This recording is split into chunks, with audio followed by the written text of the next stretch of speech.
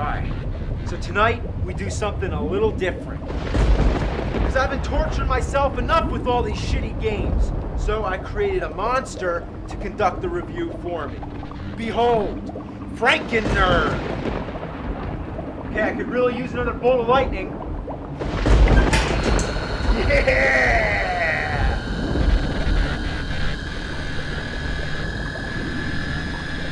It's alive! It's alive!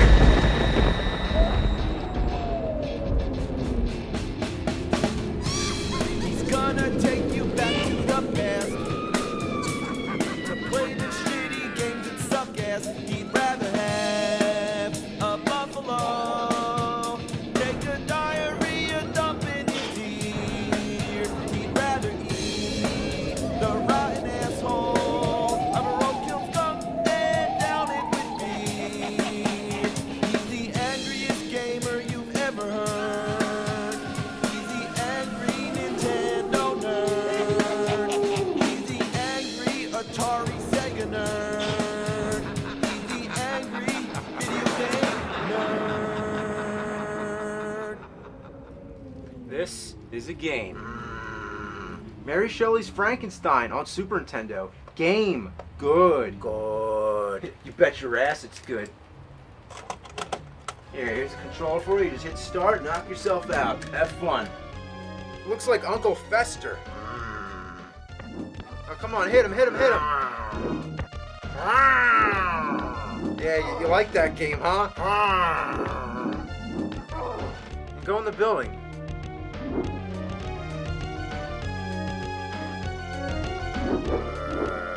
What's the point of going in the doors? Little shortcuts? Yeah, get the fire.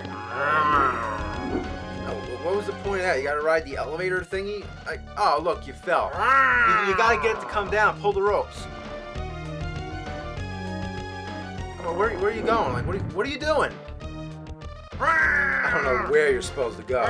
Game! No good! Yeah, it's frustrating, isn't it? Okay, alright, we'll play another game. Try the Adventures of Dr. Franken.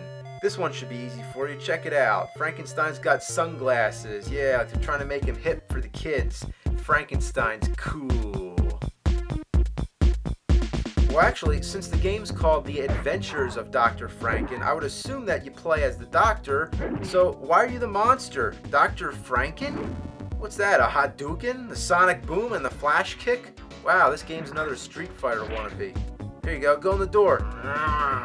What's wrong? You're pushing the buttons? Are you like hitting every button? You pushing up, pushing down? I don't know, maybe there's something you're supposed to get. I'm sorry, you don't have to play.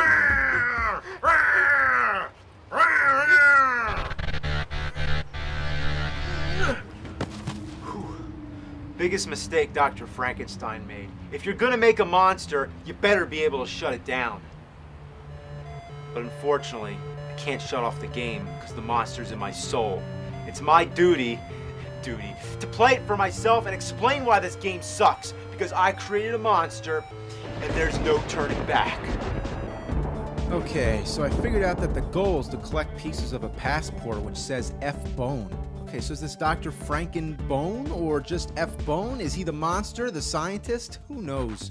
The control is ass, but it's that certain kind of assness that's hard to explain. It's like if you push one button, it attacks behind, like if there's somebody behind your back, but if you hit the other button, it attacks in the front. So it takes a lot of time to get used to figuring out which direction you need to be facing to use each attack. If you ever played Double Dragon 2, it's the same thing. It's all screwed up. It looks like a pretty easy game, but I can't stop dying. You get this huge life bar, but you take 2 or 3 hits and you're dead. But I think the biggest problem is that you move too fucking fast. It seems like you never have time to react to enemies and obstacles, so you have to keep tapping the D-pad so that you don't run into things. And that's no fun. It's like in Sonic the Hedgehog. You love running fast. You want to keep the flow going. You don't want to stop moving, but sometimes you gotta slow down and pay attention. But the only difference is that that game was fun and feels rewarding in that patience, but this game is fucking garbage. Now for the feature presentation. Well, the cartridge says Frankenstein the Monster Returns, but the title screen just says Frankenstein. What the hell?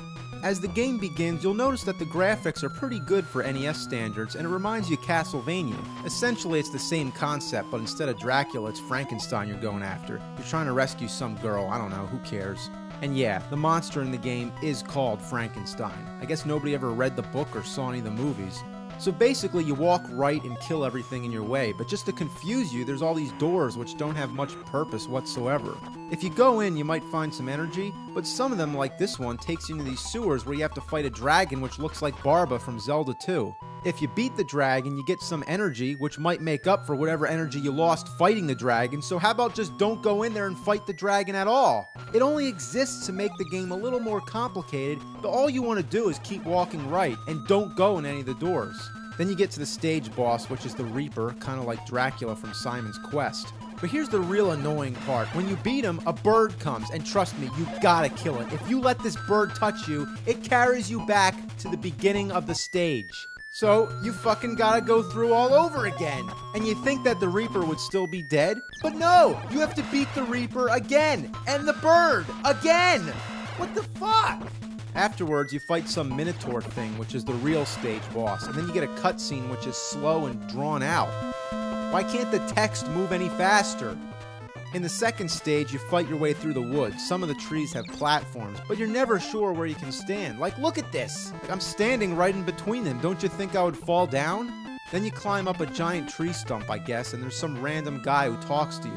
Afterwards, you don't know where to go, so at first I climbed back down and then walked all the way back to the start, wandered everywhere till I found out that you're supposed to jump down the right side. But you keep getting stuck on the edge, so it's never clear where to go. Like, couldn't there be a sign or something? Then immediately you fight the evil he-monster and she-monster of the trees, which is what the guy just told us about. Doesn't it seem cheap that right after he tells us about a certain monster, they appear? It doesn't build up any mystery. Remember the first Zelda game? You knew that you had to fight Ganon, the instruction manual talked about him, characters in the game talked about him, but at the time, nobody knew what Ganon looked like. It created all this suspense. But imagine if they never talked about him until right before you walked into that room. It's like, oh, there's this monster you gotta fight. Oh, there's the monster, fight him! Then you come to this swamp where you have to hop on lily pads, but there's barely enough space to jump from one pad to the next. If you miss, you have to fight a merman underwater. You can't swim back up. The only way to get out is to beat the merman, but there's no real strategy, so you just keep attacking him and praying not to get hit. When you die, you'd expect to start right back at the swamp. But no, it starts you off with the merman. Yeah, you don't get a second chance on the lily pads. You have to fight the merman over and over until either you beat him or run out of lives.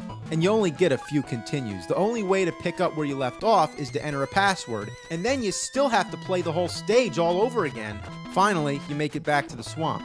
This time, I'm just gonna try to inch my way to the edge of that lily pad. Oh, fuck! It goes away! Wow, you're really smushed between a bag of piss and a pile of shit. If you jump right away, you don't make it. If you take your time and carefully plan your jump, then the lily pad sinks.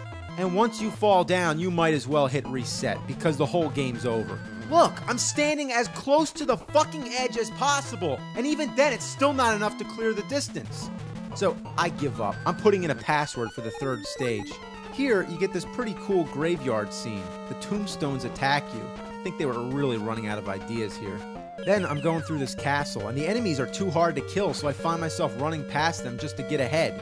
But that's not the mark of a good game, is it? Because doesn't it mean that you're not enjoying the game if all you want to do is bypass everything so you can get the game over as quick as possible? Then you gotta fight a floating red skull that calls itself the Gatekeeper. What's the hand's name? The Keymaster? Then you fight Dark Warrior. Ooh, scary name. How about Death Guy or Mr. Kill? Stage 4 is the final stage. Yeah, they chose to keep the game as short as possible, yet as annoying as possible. This place is all fucked up. There's all these weird faces in the background. Like, where are you supposed to be? Inside Satan's asshole? Then you start fighting all the classic monsters. First it's the Wolfman, but here he's called the Man-Wolf. After you beat him, you get a new weapon, three-way fire. It's kind of like the spread gun in Contra. But guess what? When you get hit only one time, you lose it, which happens only in a matter of seconds. Then you get smothered by sackless balls. Yeah, floating testicles. Then you fight Dracula. Yeah, Dracula's in this game. His arm looks all cockeyed, looks like a dick, like his hand is a dickhead.